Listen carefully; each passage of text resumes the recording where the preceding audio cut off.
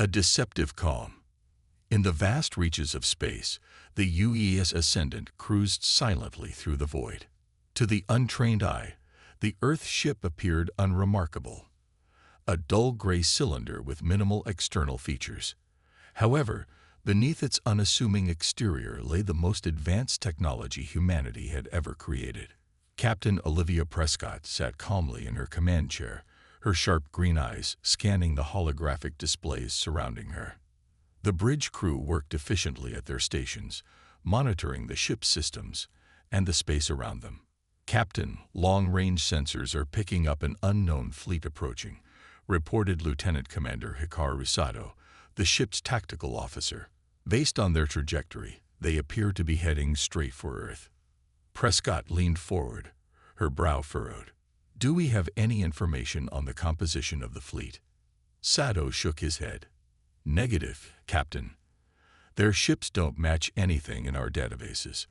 As the alien fleet drew closer, visual feeds from the Ascendant's external cameras revealed a striking contrast between the two forces. The alien ships were sleek and angular, with shimmering hulls that seemed to shift color as they moved. Next to them, the Ascendant looked positively ancient. Suddenly, a deep voice boomed over the communication channel. "Attention, primitive vessel. This is Admiral Zorgax of the Krillian Empire.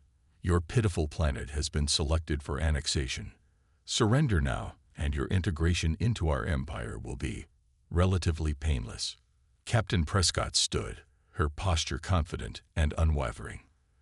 "This is Captain Olivia Prescott of the United Earth Ship Ascendant. Earth is a sovereign world, and we do not recognize your claim.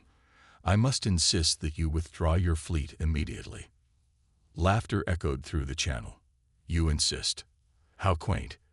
Your ship is a relic, a toy compared to the might of the Krillian fleet. You have no idea what you're up against." Prescott smiled thinly. "I assure you, Admiral, appearances can be deceiving. This is your final warning. Withdraw or face the consequences." The alien commander sneered. "You've just sealed your fate, Captain. Prepare to be crushed beneath the boot of the Krillian Empire." As the communication ended, Captain Prescott turned to her crew. "Red alert. All hands to battle stations. They think we're primitive and weak. Let's show them just how wrong they are." Hidden strength. "Captain, the Krillian fleet is advancing," reported Lieutenant Commander Sato. "They're charging weapons." Captain Prescott nodded grimly. "Hail them again. Let's give diplomacy one more chance." The view screen flickered to life, revealing the smirking face of Admiral Zorgax. "Have you come to your senses and decided to surrender?" Prescott shook her head. "Admiral, I urge you to reconsider. We have no desire for conflict, but we will defend ourselves if necessary. There's still time to resolve this peacefully." Zorgax laughed harshly. "You still don't understand, do you? There is no resolving this. You will submit to the Krillian Empire, or you will be destroyed. Let me show you a fraction of our power." The Admiral gestured off-screen, and moments later, a brilliant purple beam lanced out from one of the Krillian ships. It struck a small, uninhabited moon near the Ascendant, instantly vaporizing a massive chunk of its surface. "That was merely a taste of our might," Zorgax gloated. "Surrender now, or suffer the same fate." Captain Prescott's eyes narrowed. "I'm afraid you've just made a terrible mistake, Admiral. You see, the Ascendant is not the primitive relic you believe it to be." She nodded to Sato, who quickly input a series of commands into his console. Suddenly, the Ascendant's hull shimmered and shifted, revealing an array of previously hidden weapon emplacements and advanced sensors. Fire. A brilliant white beam erupted from the Ascendant's forward cannon, cutting through space like a searing lance. It struck the lead Krillian ship, bypassing its shields as if they weren't even there. The alien vessel's systems flickered and died, leaving it drifting helplessly. Zorgax's eyes widened in shock. Impossible. No primitive ship could possess such power. Prescott smiled coldly. "As I said, Admiral, appearances can be deceiving. The Ascendant is the product of decades of research and innovation. We've kept our true capabilities hidden to avoid unnecessary conflict. But now that you've forced our hand, you'll see just what human ingenuity can accomplish. Fury contorted Zorgax's features. You'll pay for this insolence. All ships, target that vessel and destroy it. As the communication cut off, the Krillian fleet surged forward, their weapons blazing with murderous intent. Captain Prescott settled into her chair, her eyes hard. They had their chance. Now, let's show them what the Ascendant can really do. Technological marvel. The bridge of the Ascendant hummed with controlled chaos as the crew prepared for battle. Captain Prescott calmly surveyed the tactical displays, her mind racing with strategies and contingencies. Incoming fire, reported Sato. Multiple plasma torpedoes, closing fast. Activate quantum shields, ordered Prescott. Divert power from non-essential systems to reinforce the grid. A shimmering field of energy enveloped the Ascendant, just as the Krillian torpedoes impacted against it. The shields flared brightly, absorbing and dissipating the destructive force with ease. In engineering, Chief Engineer Isaac Adebayo monitored the ship's systems with a keen eye. The towering, broad-shouldered man had a calm demeanor that belied his fierce intellect and unshakable resolve. Quantum shields holding steady, he reported over the comm. The Krillians have no idea what they're up against. Our technology is decades beyond anything they've encountered. Adebayo's words were punctuated by another volley of enemy fire, which splashed harmlessly against the Ascendant's defenses. The ship's advanced reactors and power distribution network ensured that the shields never wavered, no matter how fierce the onslaught. On the bridge, Science Officer Dr. Elena Ruiz studied the sensor readings with fascination. The petite, dark-haired woman had an insatiable curiosity and a brilliant mind that had contributed greatly to the Ascendant's cutting-edge systems. Captain, I'm detecting some unusual fluctuations in the Krillian ship's power signatures, she reported. It's almost as if their weapons are straining to maintain stability. Prescott frowned thoughtfully. They're likely pushing their systems to the limit, trying to penetrate our shields. Keep an eye on those readings, Doctor. If their weapons become dangerously unstable, we may need to take action to prevent a catastrophic failure. As the battle raged on, Lieutenant Commander Sato worked furiously at his tactical console, coordinating the Ascendant's counterattack. Under his skilled guidance, the ship's advanced weaponry struck with surgical precision, disabling key systems on the Krillian vessels without inflicting unnecessary casualties. Targets locked, he announced. Quantum pulse cannons ready to fire on your command, Captain. Prescott nodded grimly. Fire. A series of brilliant blue pulses erupted from the Ascendant's weapons array, each one carefully calibrated to neutralize the Krillian ship's offensive capabilities without destroying them outright. The alien vessels shuddered under the impacts, their weapons falling silent and their engines sputtering. Admiral Zorgax's face appeared on the viewscreen once more, his expression a mix of shock, anger, and grudging respect. What manner of sorcery is this? He demanded. How can a primitive species possess such advanced technology?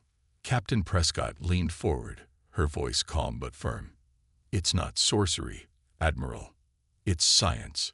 It's the result of the indomitable human spirit, our ceaseless drive to explore, innovate, and push the boundaries of what's possible. You underestimated us, and that was your mistake. Turning the tide. As the battle continued, the Krillian fleet found itself increasingly outmatched by the Ascendant's superior technology. Captain Prescott and her crew worked in perfect harmony, their skills and determination proving more than a match for the alien forces. Lieutenant Commander Sato's fingers danced across his console as he directed the ship's weapons with pinpoint accuracy.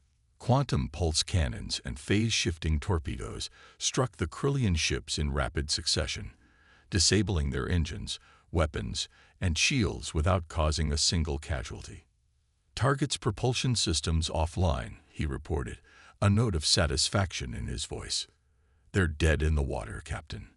Prescott nodded approvingly. Excellent work, Mr. Sato. Let's hope this convinces them to stand down and reconsider their aggressive stance. On the Krillian flagship, Admiral Zorgax watched in disbelief as his once mighty fleet was systematically dismantled by the Ascendant's advanced weaponry. The realization that he had severely underestimated the humans' capabilities began to sink in, and a sense of dread crept into his heart. "This is impossible," he muttered, his fists clenched tightly.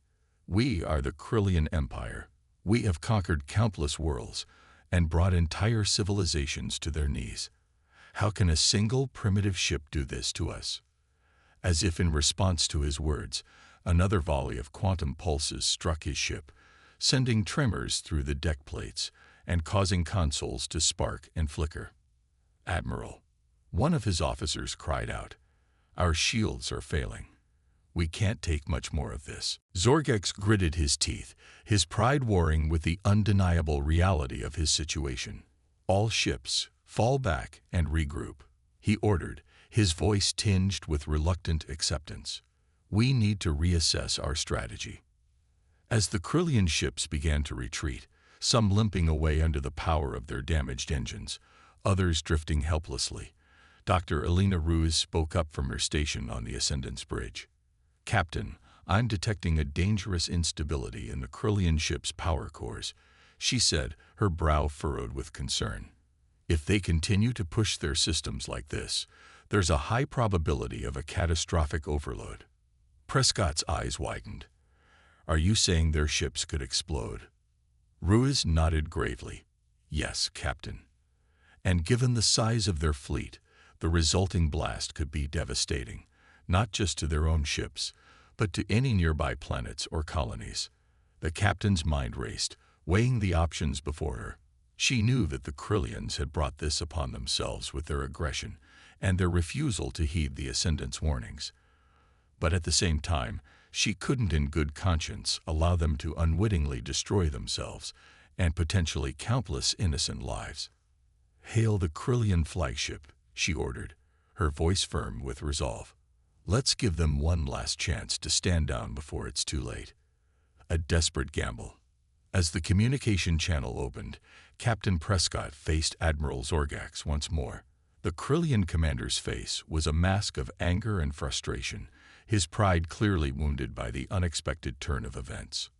"Admiral Zorgax," Prescott began, her tone urgent but controlled, "I must warn you that your ship's power cores are on the verge of a catastrophic overload. If you continue to push your systems beyond their limits, you risk not only the destruction of your own fleet, but also the lives of countless innocent beings in the vicinity." Zorgax's eyes narrowed. "Is this some kind of trick? A ploy to get us to lower our guard so you can strike the final blow?" Prescott shook her head emphatically. "No, Admiral. This is not a trick. My science officer has detected the instability in your power cores. We have no desire to see needless destruction and loss of life, even after your unprovoked aggression."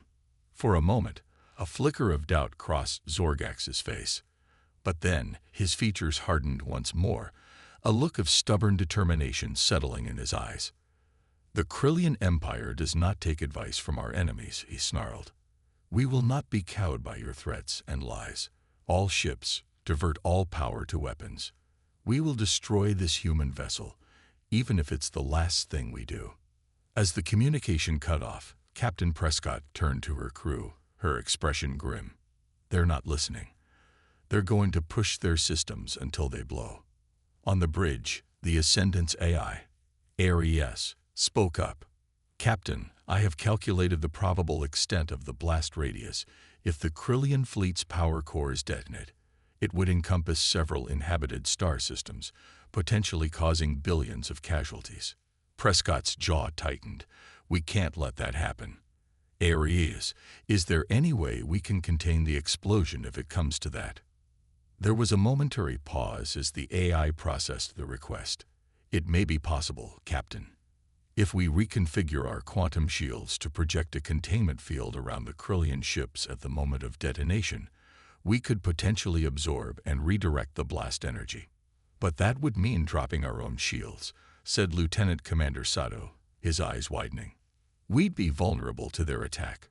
Prescott nodded solemnly. I know, but if we don't try, millions of innocent lives could be lost. We have to take the risk. She turned to her crew, her gaze resolute. This is it, everyone. We're going to do everything in our power to prevent a catastrophe, even if it means putting ourselves in harm's way. I know I'm asking a lot of you, but I have faith in each and every one of you. Together, we can do this. As the crew set to work, reconfiguring the shields and bracing for the coming onslaught, the Krillian fleet surged forward once more, their weapons glowing with an ominous intensity. Shields reconfigured, Captain, reported Chief Engineer Adebayo. Containment field ready to deploy on your command. Prescott took a deep breath, her hands gripping the armrests of her chair. Steady, everyone. We've got one shot at this. Brace for impact. Aftermath and understanding. The Ascendant shuddered violently as the Krillian fleet unleashed a massive barrage of weapons fire, their systems pushed beyond their limits in a final desperate attempt to destroy the human ship. Without its shields, the Ascendant took heavy damage, consoles sparking and crew members struggling to maintain their footing. Hull breaches on decks 7 and 12, shouted Lieutenant Commander Sato over the chaos. Emergency force fields are holding, but we can't take much more of this. Captain Prescott gritted her teeth, her eyes locked on the view screen. Hold steady. Aries, status on the containment field. The AI's calm voice cut through the din. Containment field at 85% and climbing, Captain.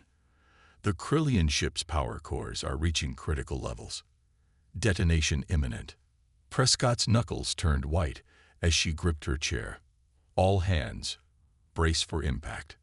Moments later, the Krillian fleet's power cores ruptured, unleashing a blinding explosion that seemed to consume everything in its path. But just as the blast wave reached the Ascendant, the containment field snapped into place, enveloping the exploding ships in a shimmering cocoon of energy.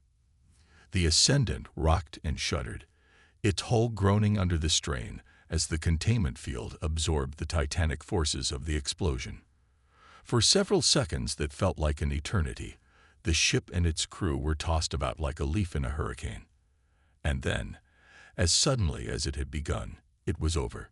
The containment field glowed brightly for a moment longer, then dissipated, revealing the shattered remnants of the Krillian fleet drifting in the void. Damage report, barked Prescott, her voice hoarse from exertion. Hull integrity at 62%, replied Chief Engineer Adebayo. Main power holding steady. Containment field generators are burnt out, but they did their job. The explosion was contained. Prescott let out a long, shuddering breath. And the crew? No fatalities, Captain, said Dr. Ruse, her voice filled with relief. Some injuries, but nothing life-threatening. As the Ascendant's crew began to assess the damage and tend to the wounded, a faint transmission crackled over the comm system. It was Admiral Zorgax, his voice weak and filled with pain. Captain Prescott. Admiral Zorgax rasped, his voice weak and filled with pain. I don't understand. You could have let us die. Why did you save us? Prescott took a moment to compose herself before responding. Admiral, we may have our differences, but we're not in the business of needless destruction. Our goal was never to annihilate your people, but to defend ourselves and protect the innocent lives that would have been lost if your ships had exploded unchecked. There was a long pause, and then Zorgax spoke again, his tone now tinged with a mix of gratitude and regret. I see now that we have gravely misjudged your species, Captain. The Krillian Empire has always relied on its strength and dominance to conquer and subjugate. But today, you have shown us a different kind of strength, one born of compassion, wisdom, and restraint. Prescott smiled softly. It's never too late to learn and grow. Admiral, perhaps this can be the start of a new chapter in the relations between our peoples, one based on mutual understanding and respect, rather than aggression and conquest. As the remnants of the Krillian fleet limped away, the crew of the Ascendant set about repairing their ship and tending to the injured. The battle had been won, But the true victory lay in the seeds of understanding that had been planted amidst the chaos and destruction. In the days and weeks that followed, the story of the Ascendant and its crew spread throughout the galaxy. Their actions had not only saved countless lives, but had also sparked a new era of diplomacy and cooperation among the stars. The human example of strength, tempered by compassion and wisdom, had struck a chord with many civilizations, leading to a new age of peace and progress. As for Captain Prescott and her crew, they continued their mission of exploration and discovery, their bond forged even stronger by the trials they had faced together. They knew that there would always be challenges and dangers lurking in the vast expanse of space, but they also knew that as long as they stood united in their values and their commitment to each other, there was no obstacle they could not overcome. And so, the UES Ascendant voyaged on, a shining symbol of the indomitable human spirit and a beacon of hope for all those who looked to the stars and dreamed of a better tomorrow. The end.